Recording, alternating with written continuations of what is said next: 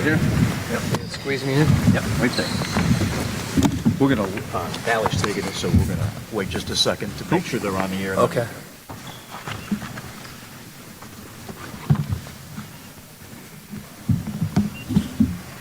We're going to let Bally and 929 hook us up on the air, and then we'll get started. Good to see everybody.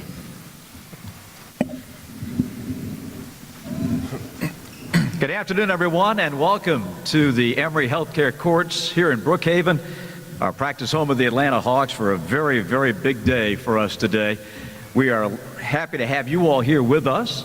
We have all kinds of folks. We got players, we got staff, we got media, we got fans.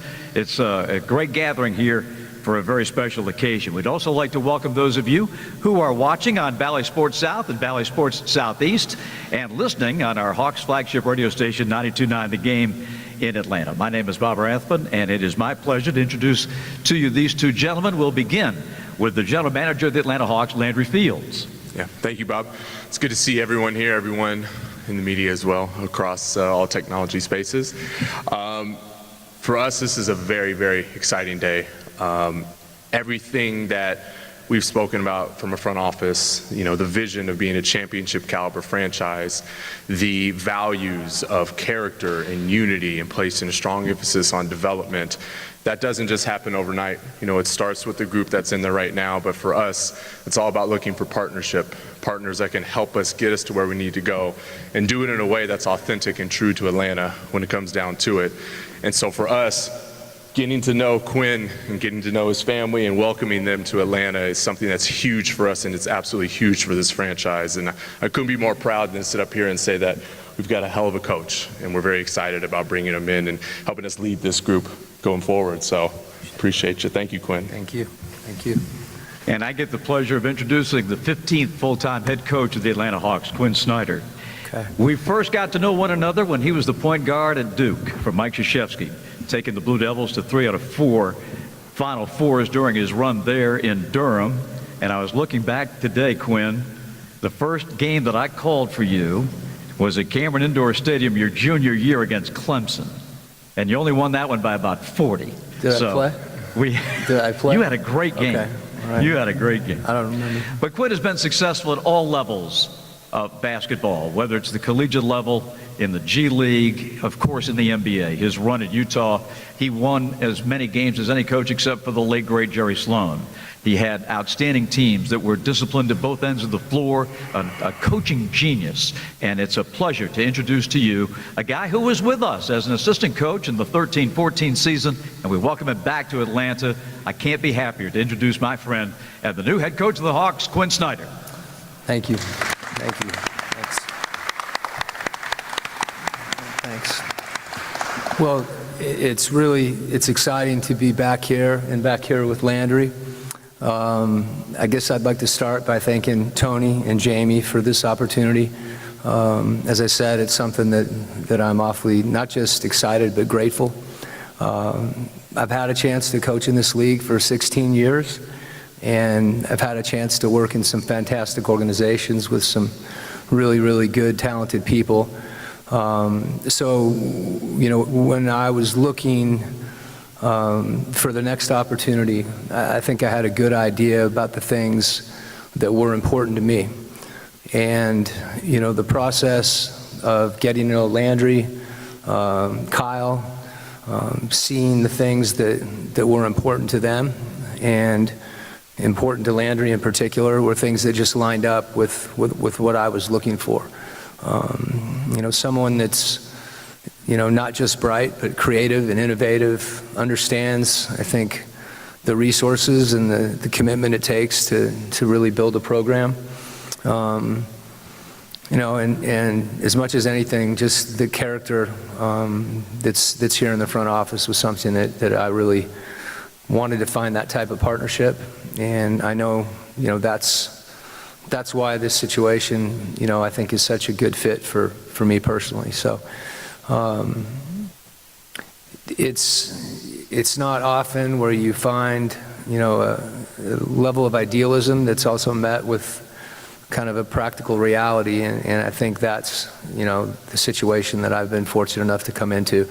The players, we had a chance to meet this morning. I'm really, and even more so after our meeting, but it's a group that I'm really excited to coach across the board. I think it's a group that, one of the topics that Landry and I talked about was development, and to the extent that we can develop both the players and the group collectively at the same time. It's always a challenge, but those challenges are often the most rewarding and the best opportunities. So my wife's excited. She spent some time here in Atlanta when she was younger, and obviously the last time we were here. So really, really looking forward to being a part of this community as well. I'm familiar with it. I'll get a lot more familiar with it, but this city is a city that we're looking forward to living in and moving sometime. I got pulled away from my family for a little bit. Great. But with that, Quin, welcome. And we'll open it up to questions. We've got Riley and we've got Jay with the mic. So if you will introduce yourself and your affiliation, and let Quin get to know you and Landry as well, and we'll let it go. So, Lauren, we'll begin with you. Thank you. Lauren Williams from the AJC. My question first is for Landry. Looking at the timing, a lot of things seem to happen very quickly. I'm curious when you identified Quin as the top candidate in the pool that you were looking at. Yeah, so when we made our change with Nate, I had Kyle give Quin a call. He was our first call. And going into it, I said that we wanted to be aggressive. And the reason I could say that was because we had already lined up what we were looking for in our next basketball coach. And fortunate for us, getting on the phone with Quin, he mentions humility and selflessness as core and chief to some of the character that he wants in and around the basketball team, as well as what we're trying to do in the front office. I was almost sold right there. So it was a big moment, getting to know him through that process, and just couldn't be more excited about it. Caleb Johnson, Sports Radio 92.9 The Game. Quin, I'm curious, what made you comfortable with joining the Hawks in a mid-season point, as that's pretty rare to happen? Yeah, it is. I think the circumstances themselves are even more rare. Landry referenced kind of that, although it was typically short compared to maybe a normal interview process, it was a normal process. It was, a lot of intensive conversations, and really, I think both he and myself and Tony and Kyle getting to instinctively knowing that there was things that we had alignment on, but then really talking about it and feeling them. And one of those things that didn't come out right away was, how the process would work as far as, when I might start. And, as I thought about it, I think the opportunity to come in now, although maybe challenging, is also an opportunity to hopefully go on a run. But also, and I think these things are not mutually exclusive, to begin to build a foundation, a culture, and you don't do that even in a short period of time. The NBA, you hear the term foxhole a lot, and to get in the foxhole with these guys, and I think those things have the opportunity to really accelerate the building of relationships. You're faced with adversity, and you go through it together collectively. And I didn't want to wait until next year to do that. I felt like that was something that it just made sense to me to begin now. Hi, this question is for Quin. This is Jamila Johnson from ATLHawksFans.com. I know a little bit of time ago, but how much of your coaching is influenced by your experience as a player? Yeah, I wasn't as good, even though I played against Clemson. No disrespect to Clemson, but I hope I played. Compared to, one of the things that was neat with this guy and Kyle is they were NBA players, and I think any level you play at, there's certain things that you take from it. Whatever level you are at, it's important to you, and you go through the same challenges, both individually and with a group. Different group dynamics. You have a bad game, a good game, expectations. So I think probably more than anything, you hear people talk about being a part of something that's bigger than you. And this game, and particularly the NBA game, and the intensity of the game, the level of competitiveness that's required, it has a way of providing that opportunity, to collectively come together. And that's, any of us, there's a lot of different types of teams.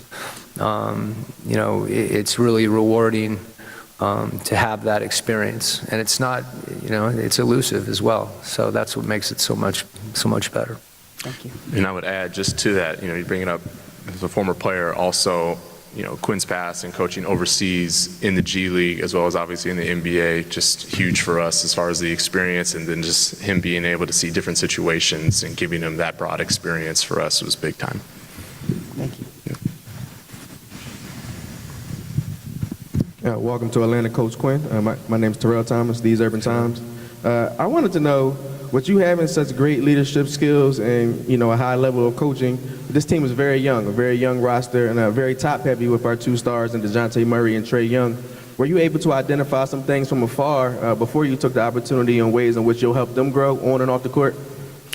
The interesting thing, we met this morning, and one of the things I told the group, and I think it's true, generally, but I think even more so right now, is that, I have an opportunity to learn from them as well. And I'm going to need, our staff's help, the players' help.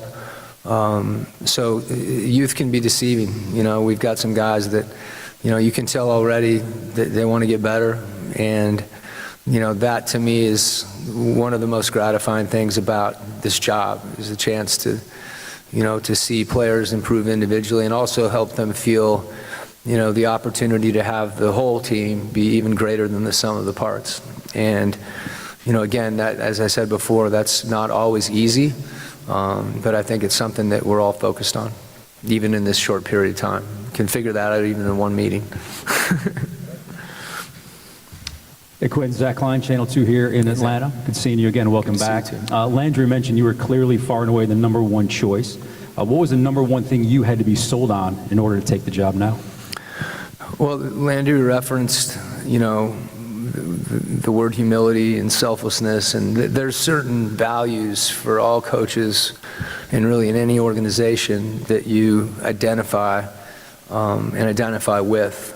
And I felt like the number of conversations, the transparency in the conversations, I had a chance during the course of this year to think about those things a lot. There are things that are sometimes more difficult to define.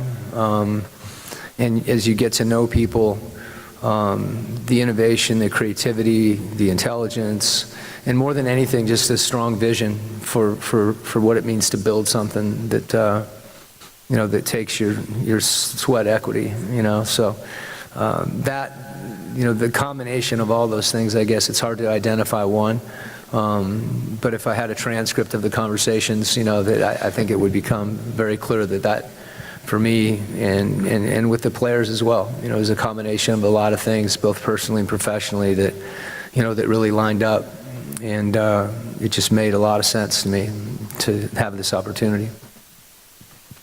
Raphael Haynes with the three-point conversion. Of course, there are challenges coming in mid-season, implementing your philosophy and system, but what do you see as the benefits coming in? Yeah, just to respond to the challenges, first of all, I think that the important thing there is to actually recognize that that's the case. It's a different situation, and I want to be really mindful of that in how we proceed with that process. And it's to me, it can be as much of a challenge. Laced through that is just an opportunity. And as I said before, these guys sitting over here, that's I love it, and our group to be, connected. And sometimes losing does that for you. Sometimes winning does. We've won the last couple games, which is terrific. Joe's done a great job. Guys have played hard, played together. But going through those things, it's you want to go through them. You're going to go through them eventually, and I think that's what builds the character of a team. is those moments, whether it be success or failure. And I wanted to be a part of that, one way or the other. I guess the other thing I'd add, the undercurrent of that, going through those things together, is the opportunity to form relationships. That it's different when you're having dinner with somebody than if you're going into a locker room after a big win or a tough loss. Hey, Coach, Steak Shapiro from 92.9 The Game. 20 games left. There's this sense of urgency as you guys are making a playoff run to move up in the conference and set yourselves up for success. Feels like a big challenge to learn a roster and then know the league. Granted, you've only been out a few months, but how big a challenge to figure out who your guys are, how you want to play them, and then the 20 games you have left, having not been in the league this year, learning those guys and trying to move up in your seeding in the Eastern Conference. So how do you take on that type of challenge? Well, I do remember the East and the West, and I know I'm in the East now, and you raised great points. Those are all the things for me that, as you're thinking about it, those are the challenges, as you said, as I mentioned, to go on a run, to improve, to win, but also, to get better at the same time and lay that foundation we talked about. I don't think the two things are mutually exclusive, and I've got to find a balance there. I told the players this morning, the last thing I want to do is put too much in their heads where they stop being instinctive, because we've got some guys with great basketball instincts. So you stay familiar with the league, and as far as, I'll be watching a lot of film, trying to learn a lot. I'll be leaning on the coaches a lot. I want to talk, I want to hear what, players feel good at. We talked again, you can listen and learn, and I think it requires that. And to your point, there are things actually in the NBA, the one thing you can count on is change. And so even over the course of a season, you'll see it from the regular season to the playoffs. So, I need to study and work and then find a good balance with that and hopefully achieve a lot of those goals throughout the rest of the season. Quin, Jeff Schultz of The Athletic. Right. Welcome back. Hey, Jeff. Yeah, thanks. Your ability to connect with players and create a culture has been referenced often over the last several days. I'm just wondering what you've learned in the NBA about how you go about doing that and the difficulty of it, obviously in a league where guys make a lot of money and sometimes the coach doesn't have a huge say. Yeah. I think players want to get better. I think players want to get better, and they want to be coached. And, I think the relationships are what allows you, to coach them effectively. And so, and those things, again, it's part of the reason I wanted to start now. And, I think that our group, needs to just decide to trust each other. And, it's incumbent upon all of us, myself first and foremost, to not violate that trust. And it's surface level initially, just on a, if it's something I say I'm going to do. But I think over time, you know people by their actions. And if you're transparent, those are the things in my mind that build those relationships. It's, being real about what you believe and understanding that you can differ with people and to not be insecure or defensive about any of those things. And that's hard. I mean, we're all like that. It's hard for me. But that's also probably, when you have any relationship like that with a player or a team, that's where, you find a lot of gratification. And that's something I enjoy doing in and of itself. And I also know how important it is, not just for a coach and players, but players and Landry and myself. And those are the opportunities that I see. Hi, Coach. Kevin Taylor, Taylor Made Sports with Kevin Taylor. Welcome back to Atlanta. And I have a two-part question, actually. One of the things that's been said during this transition is character. So what would the character that you like to have of this team, as well as what is your main expectation from the team as well as your coaching staff on a day-by-day basis? I think it's easy. We all want to get better. and that takes a lot of different forms. We had a staff meeting this morning, and I told the coaches I need them to help me, and to help me figure out what we can do, what I can offer, and again, not to fill up their minds with too much stuff that could be counterproductive. So it's, as far as the qualities in players, I think first of all, every player is different. We're all human beings, and everybody has different contributions, different character traits. But some of the things that Landry mentioned at the outset, the unselfishness and the respect, the competitiveness, with the team, and to compete together, and for the right things that help the group. So, I'm excited to coach these guys. I need to watch them more. But even this morning, you can feel, some palpable energy that, I think they can bring and they can provide to each other. Kevin Snyder, Hawks.com. I have two questions for Quin. The first is, what's your lasting memory of your first trip through Atlanta a decade ago? And second, Landry noted that Kyle made the first call. How would you characterize your relationship with Kyle over the years?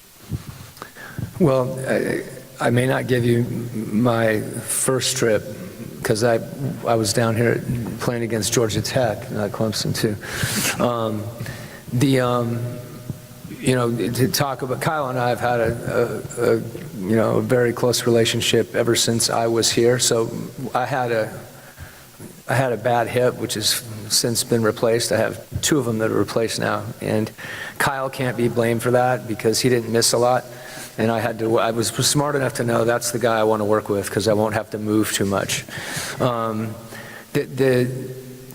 think this is a unique city, and even though we lived here for a short period of time, it was a place that we really enjoyed it here. And, circumstances, caused us to go to Utah. So it's a general sense. Sometimes you get a feel for a place. We've all had that in different ways. And then what was the second part of the question? You got to give them to me one at a time, because I'm short-term memory. Yeah, when Kyle, when I coached Kyle as a head coach, we were both in different places in our career. And he was someone, I think because I had coached him before, was someone that we had every player's different as far as how you interact with them. And he was somebody that we talked a lot. We talked a lot philosophically about certain things as it relates to basketball. We talked about specific things. Some of it was based on, footwork and how to incorporate, strength and conditioning into, he and I have talked about it, like pivoting. This is going to sound silly to you, but, when you're warming someone up, can you incorporate all those things? So in some sense, philosophical stuff. And then obviously, when he got his position this year, when he's named assistant GM, that was something that I was really excited for him, independent of all this. So we've been friends for a long time, and he's been a good friend to me. And, his feelings about Landry, a little bit like Landry said, everything was just affirmed, that I had heard about Landry. Brandon Harper, 680 The Fan. Coach, usually when coaches take some time off, for whatever reason, they have time to reflect. Yeah. Things they've done right, things they've done wrong, previous location. Yeah. During your time off, have you really had time to think about some of the things that you did right, some of the things you did wrong at your old location, and what changes would you make now that you're the new head coach of the Hawks? Well, the primary thing that I really wanted to accomplish this year was to spend time with my family. And not that I'd done that wrong, but this job, you're not able to do it as much. And I felt like, I wasn't ready to retire, and that might not be a while, and I wanted to do that now. So that was, that wasn't all I did in the off season, but when I was driving 40 minutes on a commute to school, I had a lot of time to reflect. As far as the right and the wrong, those things are always nuanced, and I think, you probably think more about what you did wrong. And I wouldn't even, there's different types of right and wrong. There's things you may do this a little differently. I think that's the thing that's unique about any situation is that the challenges and opportunities are, specific to those situations. So, a team is different. How do you play differently? How do you prepare differently? So a lot of things that I could get pretty granular on too from a basketball standpoint. But the reflection, as much as anything, was also kind of forward-looking to what opportunity out there could be rewarding. The way that I mentioned before, I was really fortunate to work with good people and great organizations, and you start to understand what that looks like as well, and you want more of it. You want it again. Charles Odom with the Associated Press. Welcome back to Atlanta. My question is to Landry. This is obviously, if you had waited until the end of the season, there might be other opportunities that he could have considered. Did that at all factor into the timing of your decision to make a move now? No, as I stated before, this is something that, as far as us making a move that we did, been thinking about for some time. And, going into it, we had two separate things going on. It's just like, where's the state of our team right now, and how can we best serve them and set us up for the end of the season success following the All-Star break?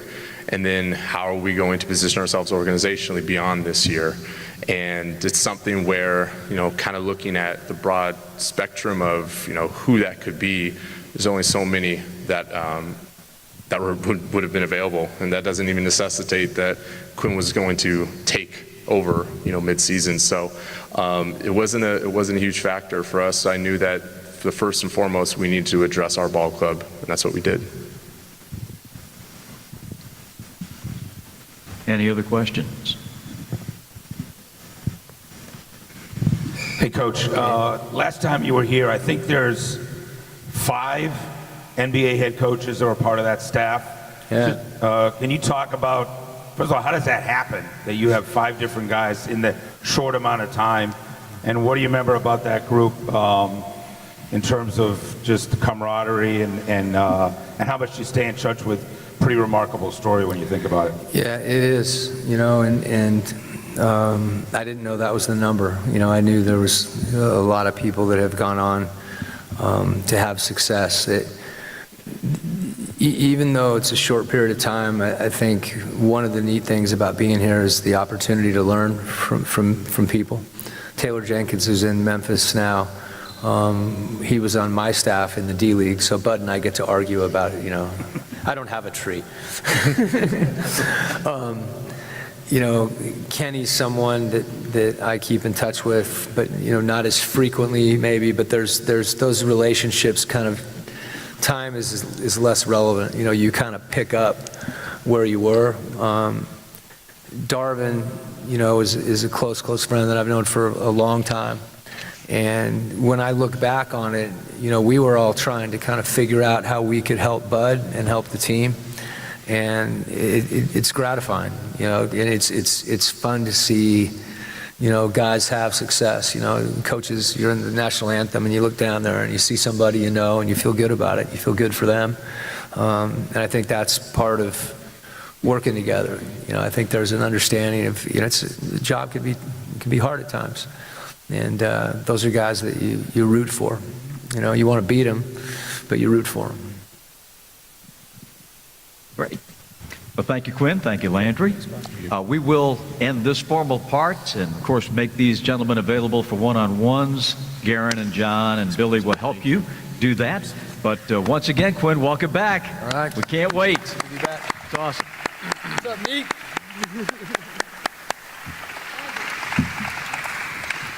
Get a photograph? Stan. Oh, Stan.